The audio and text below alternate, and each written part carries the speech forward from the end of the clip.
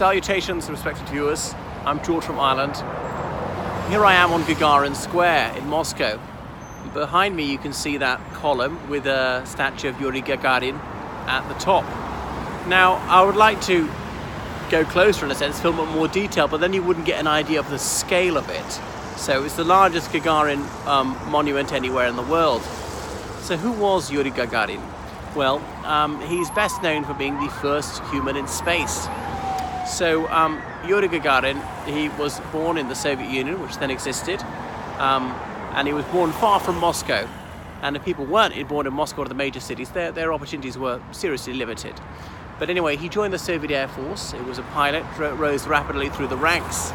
And then in the late 1950s, there was a space race on. There was a Cold War on. The United States and the Soviet Union were vying for global mastery. One of the things they did to demonstrate their preeminence was trying to break records for technology and the space race. Right after the Second World War, the various sides have been sending like bugs into space, mammals into space. You know, Soviets sent up that dog Laika, the barker, that's what it means, and then there was no way to feed her, so she died. And there were Belka and Strelka, meaning squirrel and dart. They're both dogs though. The Americans sent up TLC, tender loving care, a monkey. I don't know if TLC came back alive, but they're proving they could do it. The next stage was to send up a member of our own species. So here in the Soviet Union, these things were always top secret missions. Just in case it was a calamity, the Soviet Union would not be left with egg on its face. The United States always did these things in a public manner. And when, like in the 1980s, USS Challenger went up and exploded, then obviously that was demoralizing for the public.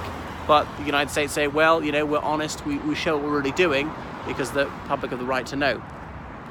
So it was a top secret mission, and they looked at various Soviet pilots who would be the best one. Gagarin was selected for various reasons. Partly he had this sort of smile that would light up the room.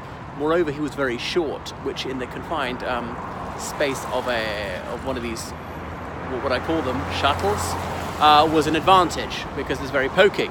So anyway, that went ahead in April 1961, and it was a complete unknown. As I say, it was a top secret mission, but it was a success. He came back alive, and the Soviet Union then announced it to the world with great fanfare. They were delighted.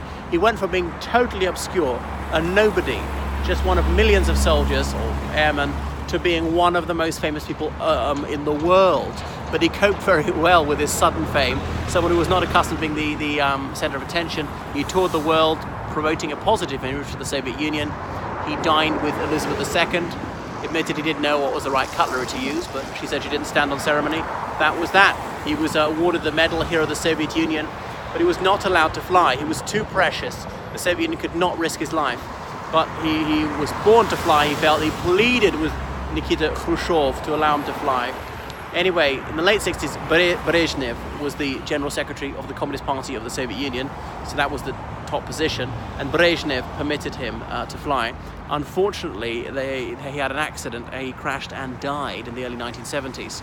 So he is interred in the Kremlin Wall necropolis, which is the, how to put it, like the Valhalla of the Soviet Union, as in for the most distinguished Soviets and then foreign citizens were held in high regard here, like including an Irishman, including a few Americans, Big Bill Haywood, John Reed.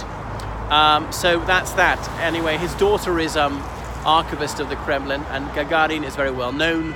There were things named for him all over the Soviet Union. There was the Gagarin Bridge in Baku, Azerbaijan, since been renamed. So that is Yuri Gagarin, and of course it was celebrated with great pizzazz, the golden anniversary, the golden jubilee of his first space flight. And it took a great deal of courage to do this, because there was a high chance of failure and therefore death. But he had the mettle to go through with it, and he came back alive. So that is Yuri Gagarin.